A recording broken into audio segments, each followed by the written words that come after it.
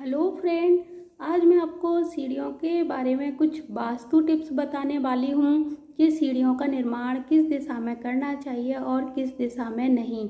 कौन सी सीढ़ियाँ हमारे लिए तरक्की के रास्ते खोलेंगी और किस दिशा में बनी सीढ़ियाँ हमें कर्जे की ओर धकेलेंगी। तो आइए शुरू करते हैं सीढ़ियों के लिए कुछ वास्तु टिप्स।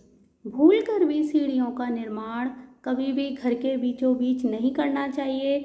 ईशान कोण में बनी सीढ़ियाँ बहुत ही हानिकारक होती हैं और इस दिशा में बनी हुई सीढ़ियाँ हमें कर्जे की ओर धकेलती हैं। ये व्यापार में हानि, नौकरी में परेशानी और बच्चों के कैरियर में भी बहुत ज़्यादा परेशानियाँ देती हैं। सीढ़ियाँ हमेशा दक्षिण पश्चिम दिशा में बनवानी चाहिए। ये दिशा सीढ़ियों के लिए सर्वोत्तम मानी गई है। दक्षिण पश्चिम दिशा यानी नैऋत्य कोण में सीढ़ियाँ बनाना बहुत ही ज़्यादा लाभकारी होता है।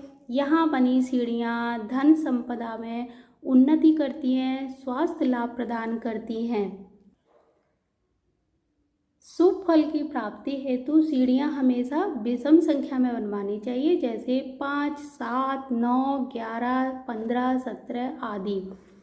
सीढ़ियों के शुरू और अंत में द्वार अवश्य होना चाहिए, नहीं तो नीचे का दरवाज़ा ऊपर के दरवाजे से बड़ा होना चाहिए। इसके अलावा एक सीढ़ी से दूसरी सीढ़ी का अंतर 9 इंच का होना चाहिए। ये हमेशा ध्यान रखें कि चढ़ते समय आपका मुख पश्चिम या दक्षिण दिशा की ओर हो और उतरते समय उत्तर या पूर्व दिशा की ओर।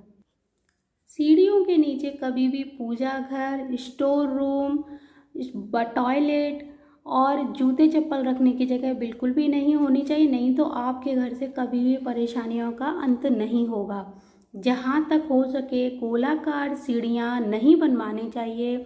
इनका निर्माण ऐसे कराएं कि चढ़ते हुए व्यक्ति दाहिनी तरफ ही मुड़े, अर्थात क्लॉकवाइज ही मुड़े।